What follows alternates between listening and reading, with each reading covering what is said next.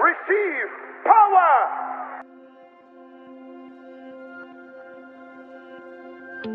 To the disciples, and I will pray the Father, and He will give you another helper, namely the Holy Spirit, that He, the Holy Spirit, may abide with you forever.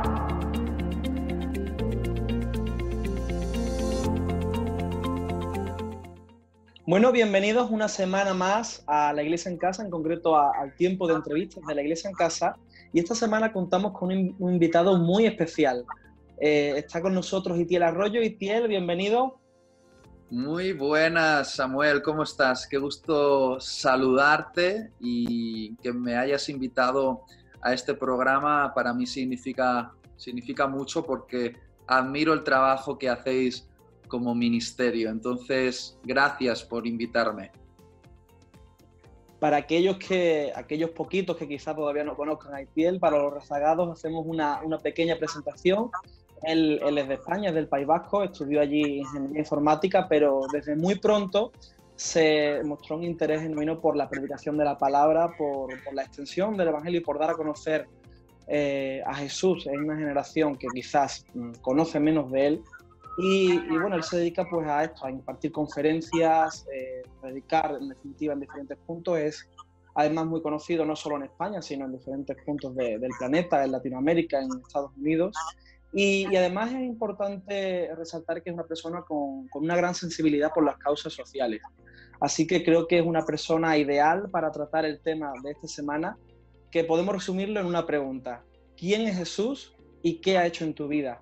Y en ese sentido, Itiel, la sociedad como que nos venda un Jesús un poco adulterado, ¿no? Un Jesús quizás aguado, por así decirlo. No es tanto un salvador como un maestro, un revolucionario, un mártir quizás, un filósofo más, pero no tiene ese carácter de salvador que realmente es lo que es la esencia de la fe cristiana, ¿no? Entonces, Itiel, ¿cómo podemos encontrar al Jesús verdadero o incluso por hacerlo un poco más concreto, ¿cómo encontraste tú a este verdadero Jesús?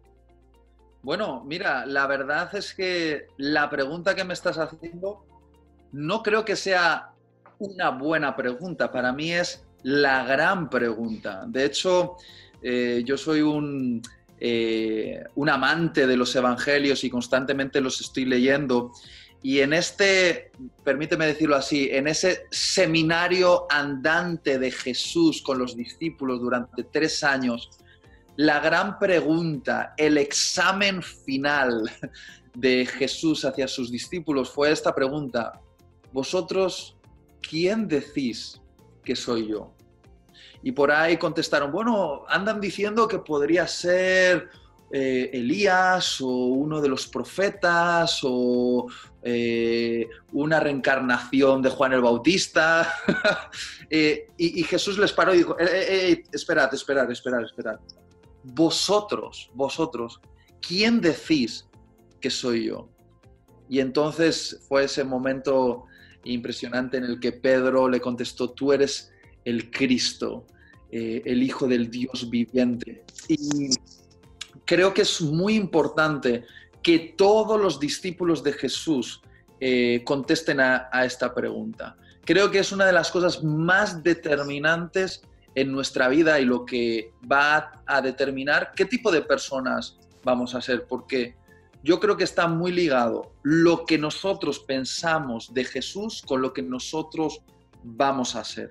Y Samuel, estoy totalmente de acuerdo contigo que hoy en día se ha dado un montón de respuestas equivocadas a la pregunta ¿quién es Jesús? De hecho, voy a contar aquí algo que muy poca gente sabe, pero como estamos en confianza lo voy a contar por aquí. Yo, aunque nací en una familia cristiana, es decir, mis papás desde que yo nací eran cristianos y yo crecí en una casa con educación cristiana, yo tuve algunas crisis de fe en mi juventud y concretamente con 17 años yo pensé que Jesús era una especie de revolucionario comunista y terminé metido en un sindicato estudiantil. ¿Qué te parece, Samuel? Interesante desde luego, como pronto interesante. Mira, no quiero que nadie que me esté escuchando me juzgue antes de tiempo, porque tampoco vengo a hablar ni de política ni de posiciones políticas, solo vengo a contar un poquito de mi historia. Yo, con 17 años, tuve una especie de crisis. Yo crecí en una iglesia pequeñita, de gente de buen corazón, pero de muy poca conciencia social, y yo de alguna manera pensaba que yo estaba en el mundo para cambiar las cosas, y como mi iglesia local no impulsaba ese deseo profundo que yo tenía como joven de cambiar el mundo, terminé en contacto con un grupo comunista, un sindicato estudiantil, y me metí dentro. Y empecé a leer mucho acerca del comunismo, acerca de los movimientos marxistas. Y recuerdo que en uno de esos libros se argumentaba que Jesús fue el primer comunista. Y de hecho esa era la conversación, ¿no?, que me ligaba con ellos. Yo decía sí, porque Jesús fue el primer comunista, y todas estas ideas de amor al prójimo y de servir a los necesitados y de dar de comer a los hambrientos, todo eso nació de Jesús. Y yo hice una especie de mezcla extraña de mi fe con las ideas comunistas, y me atreví a decir que Jesús fue el primer comunista.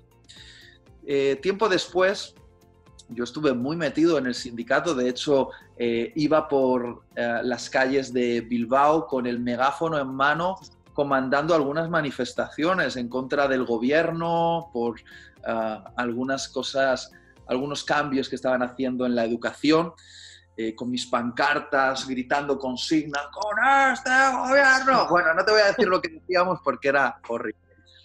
Y tuve un encuentro con Jesús.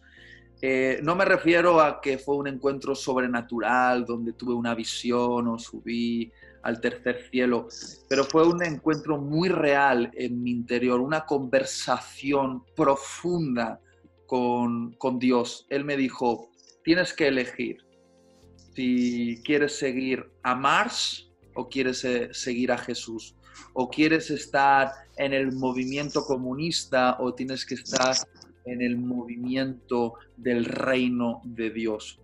Y no sé muy bien cómo explicarlo, pero algo dentro de mí me dijo que yo estaba siendo muy hipócrita, que yo salía con el megáfono en la mano, gritando consignas en contra del gobierno, en contra de los ricos y los banqueros, pero que en el fondo, en mi interior, yo estaba más podrido que nadie. Y tuve un entendimiento de que realmente intentar cambiar el mundo, si primero no cambia el corazón de una persona, es imposible.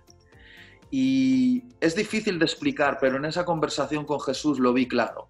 Vi claro que tenía que seguir un camino diferente, que la verdadera revolución comienza en el interior y que uno no puede cambiar el mundo hasta que primero no es transformado. Y no sé cómo explicarlo, pero en ese momento entendí que yo necesitaba un Salvador. Y fíjate que yo nací en una familia cristiana y seguramente había escuchado este mensaje cientos de veces, pero en ese momento se volvió real para mí. Jesús me dijo, la verdadera revolución comienza en tu interior, Itiel, y necesitas un Salvador. Y a partir de ese día renuncié a mi puesto en el sindicato comunista, en el sindicato de estudiantes, y me dediqué a conocer a Jesús. Y hoy soy lo que soy por ese conocimiento que tengo de Jesús. Ya no le conozco solo como un comunista, porque Jesús es mucho más que el primer comunista. Él es el Salvador de mi vida y el que realmente ha comenzado la revolución que tiene el poder de cambiarlo todo. Me ha cambiado a mí, ha cambiado a millones de personas en el planeta Tierra y está por cambiar toda la historia de la humanidad. Entonces, bueno, esa es parte de mi historia. Muchos no la conocen, pero quería compartirla con los que nos estén viendo ahora. Y has mencionado algo que pienso que es absolutamente clave en este sentido, y es el hecho de tener un encuentro. En la isla vemos un encuentro un poco, poco ortodoxo, que fue el del Gadareno con Jesús. Que yo creo que muestra muy bien lo que es la misión de Jesús al venir a la tierra, ¿no? Salvar a los pecadores, pero también dar propósito a la gente. Muchas veces la fe cristiana se ha centrado, o por meternos en el saco nos hemos centrado, en obtener el pasaporte al cielo, ¿no? Pero Jesús también nos da un propósito para esta tierra. Una vez que le conocemos, una vez que tenemos ese encuentro, nos dice, vale, ahora empieza a trabajar.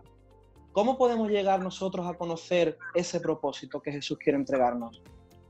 Mira, Samuel, es una excelente pregunta.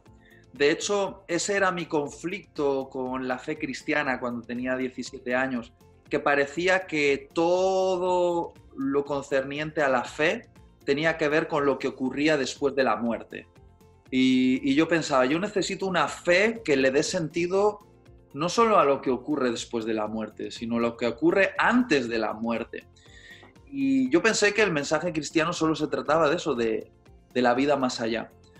Cuando empecé a estudiar los evangelios, me di cuenta de que este movimiento de Jesús no solo se trata de lo que ocurre después de la muerte, es algo que afecta a tu vida presente de forma radical. De hecho, Jesús, al igual que lo hizo entonces en los evangelios, que fue a las pequeñas aldeas de pescadores y llamó a gente que estaba pescando o comprando o haciendo negocio, los llamó a ser sus discípulos con una palabra, sígueme. Él sigue haciendo lo mismo hoy. Y ese sígueme, si lo llegamos a entender bien, va a cambiar nuestra vida, porque el sígueme de Jesús, desde la mentalidad hebrea, significaba una invitación a convertirse en un reflejo de Jesús. Es decir, cuando un maestro judío, un rabino como lo era Jesús, te decía sígueme, lo que te estaba haciendo era una invitación a acompañarle, a aprender de él en lo cotidiano de la vida para llegar a convertirte en un reflejo de él. Hoy esto lo podríamos comparar, por ejemplo, con el maestro y el aprendiz, ¿no? Antiguamente, cuando tú querías aprender un oficio, no era como hoy en día, que hoy te vas a una universidad, te sientas en una silla, miras a una pizarra y alguien te da teoría.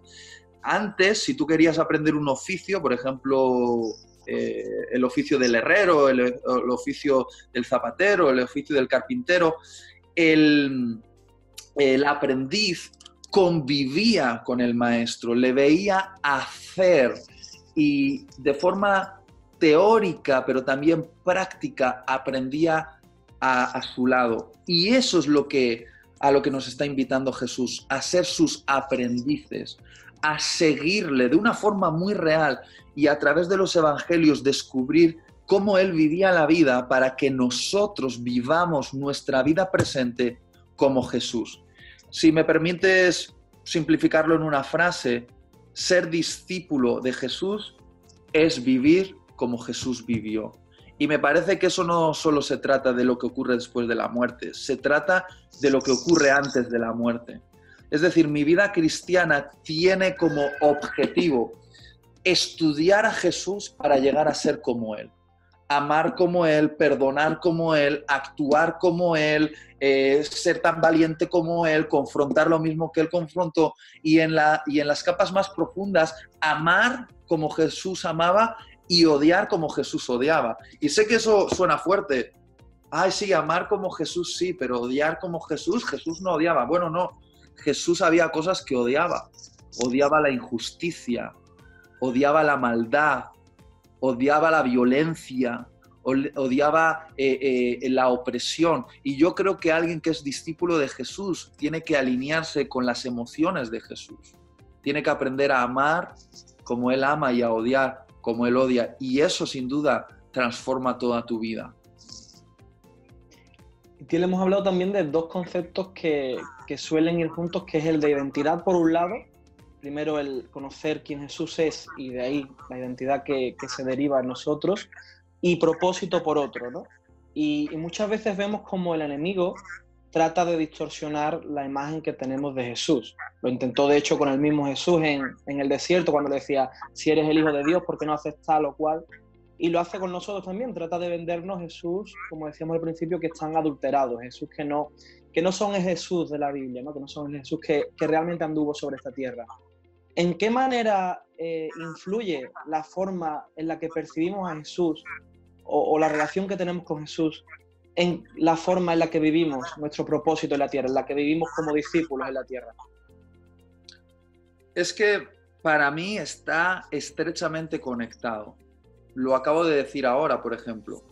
Ser discípulo de alguien significa convertirse en un reflejo de ese alguien. Somos aprendices de un oficio, pero no solo de lo que hace, sino en este caso también de quién es.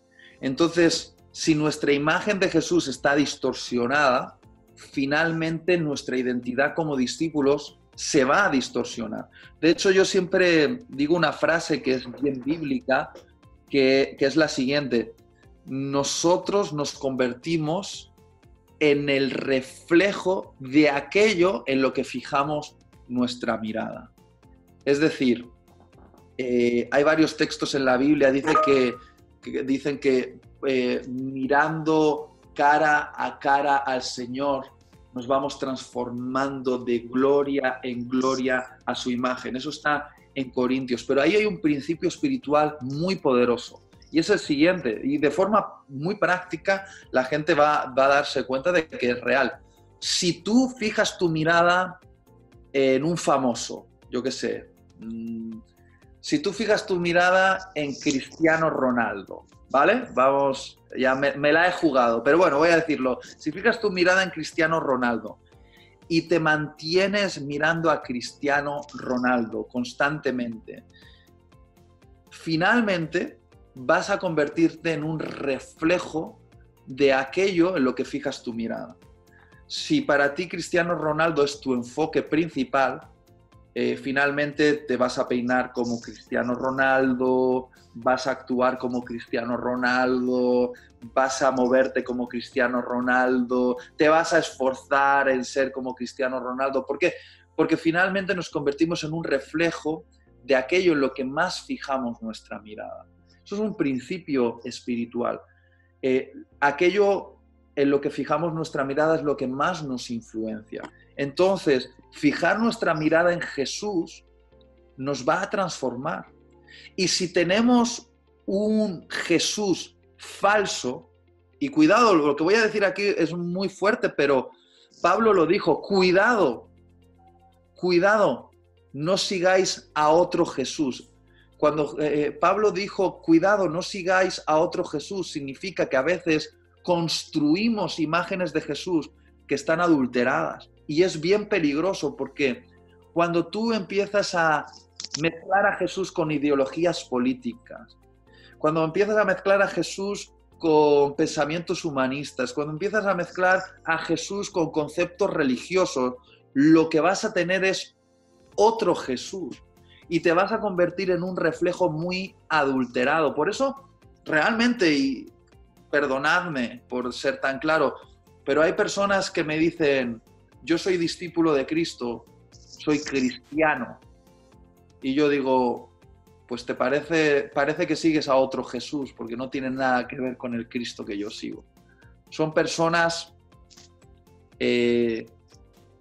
bueno, no las voy a empezar a definir, pero cuando tú ves una persona que causa conflicto, división, que es rencorosa, que parece que está movido por deseos políticos, que es condenatoria, yo digo, ¿a qué Jesús estás siguiendo? Yo creo que estás siguiendo a otro Jesús, porque no tiene nada que ver con el Jesús revelado en los evangelios. Y cuidado, no digo que yo tengo el entendimiento perfecto de quién es Jesús, pero sí tengo la humildad para admitir que debo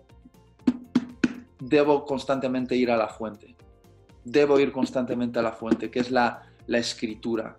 Y por eso me paso toda mi vida leyendo los evangelios, porque creo que ahí voy descubriendo al verdadero Jesús. Y es muy importante abrir este libro. Mira, para mí este libro, la Biblia, espero que la gente lo pueda ver en sus pantallas, para mí este libro no es solamente un compendio de mandamientos y liturgias. Para mí este libro contiene la mente y el corazón de Dios, la mente y el corazón de Jesús.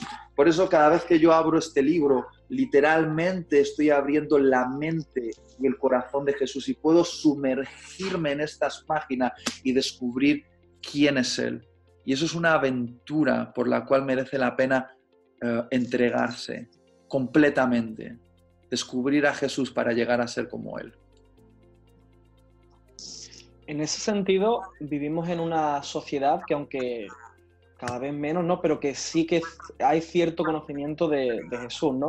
Se sabe mucho de su historia, se conocen mucho incluso datos biográficos de lo que hizo en la tierra, con independencia de que la gente tenga fe o no, pero es algo que se conoce, es una historia que se conoce. Como iglesia, cuando conocemos realmente quién Jesús es y cuando realmente estamos seguros y conocemos nuestro propósito, ¿qué podemos aportar a una sociedad que dice, va, yo ya conozco eso, yo ya sé de lo que me estáis hablando? ¿Qué cosa diferente podemos aportar? Mira, si algo necesita este mundo es cristianos. Y aquí tengo que conectar un poquito con la historia. La primera vez que a los discípulos de Jesús se les llamó cristianos, aparece en Hechos de los Apóstoles, fue de forma peyorativa, fue una especie de insulto, ¿no? Porque el concepto cristiano en el lenguaje original es algo así como los pequeños cristos, ¿no?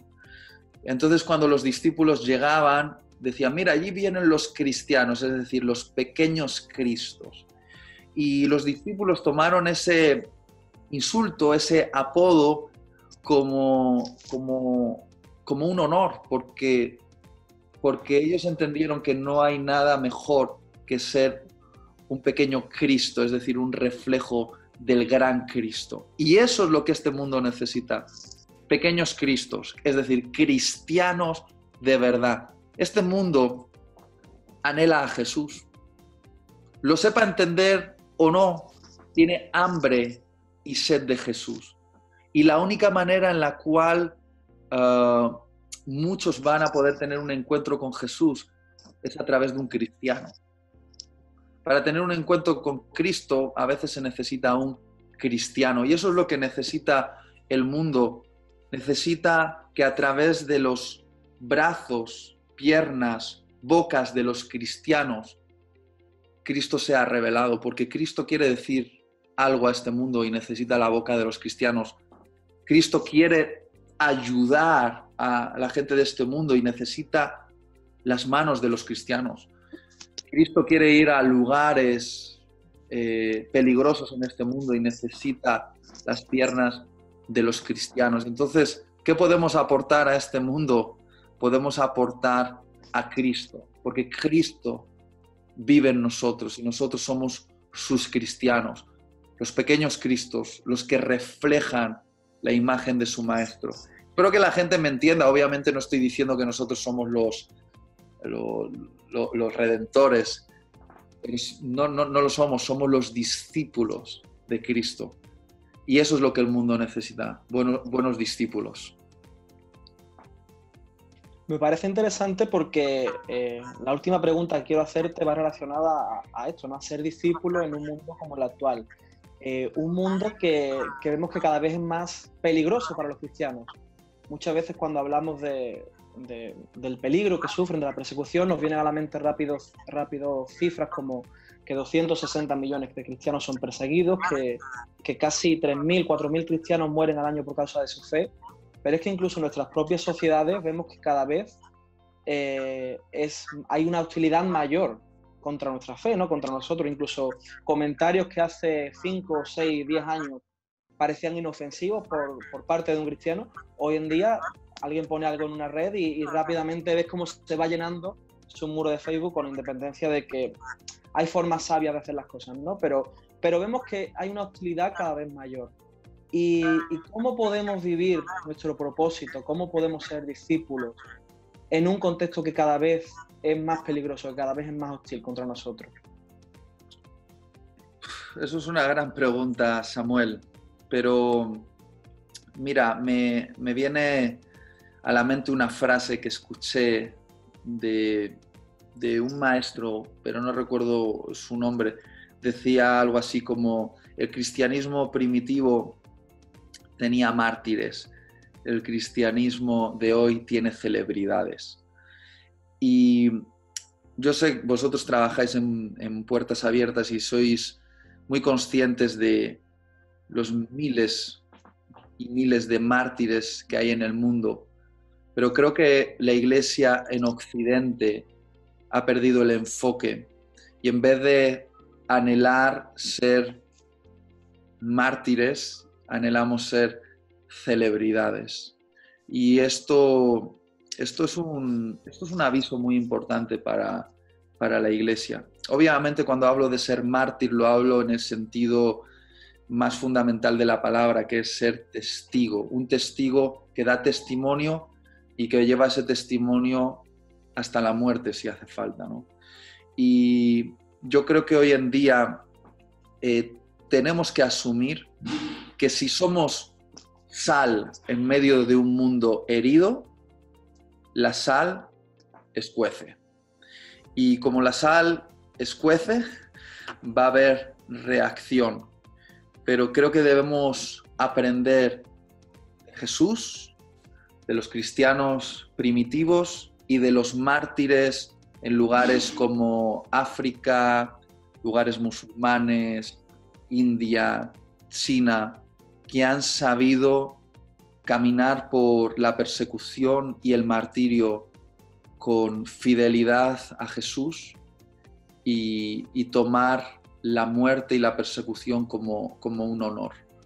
Yo creo que nuestro afán en Occidente de ser admirados, porque queremos ser celebridades, nos está haciendo perder la recompensa de convertirnos en mártires. Y por favor, no me entiendas mal, no es que estoy buscando que alguien me mate, pero creo que debemos soportar la persecución a diferentes niveles, que puede ser una persecución ideológica como vivimos aquí en Europa, y hacerlo como Cristo y los cristianos primitivos lo hicieron. Y yo siempre recuerdo un momento, y con esto termino, en el momento en el que los fariseos tenían las piedras en su mano para apedrear al primer mártir llamado Esteban.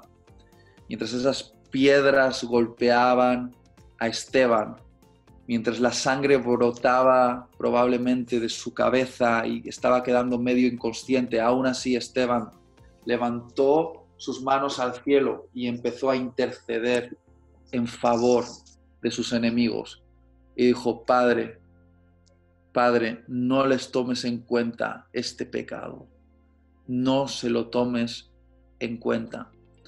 Y sabes, esa intercesión de Esteban en favor de sus enemigos probablemente fue lo que nos dio al gran apóstol Pablo. Porque entre aquellos que estaban apedreando a Esteban había uno llamado Saulo, que después se convirtió en el gran apóstol Pablo. Y yo pienso que ese mártir que supo orar en favor de su enemigo, esa oración se escuchó y Pablo llegó a convertirse en el gran apóstol. ¿Y qué tal si nosotros aprendemos a hacer lo mismo? ¿Qué tal si aprendemos a orar por nuestros enemigos? Porque quizá nuestra oración convierta a nuestros enemigos en nuestros hermanos, quién sabe. Y si no fuese así, creo que es un honor ser perseguido por la causa de Cristo. Y tendremos una gran recompensa, hermano. Amén. Itiel, pues muchas gracias por tu tiempo, por compartir con nosotros y nada, esperamos que podamos repetir también en otra ocasión. Claro que sí, Samuel. Gracias por invitarme y gracias por el trabajo que estáis haciendo. Admiro mucho vuestro ministerio y creo que es muy importante. Gracias por lo que estáis haciendo. Muchas gracias y muchas gracias también a todos aquellos que veis esta entrevista. Yo creo que os resultará muy interesante porque me lo ha resultado a mí. Entonces ayúdanos también a difundir, comparte con otros, envíalo ahora que tenemos tiempo para utilizar nuestras redes y recordarte lo que siempre decimos, que seguimos siendo en medio de esta situación un solo cuerpo, una sola iglesia y una misma familia. Que Dios te bendiga.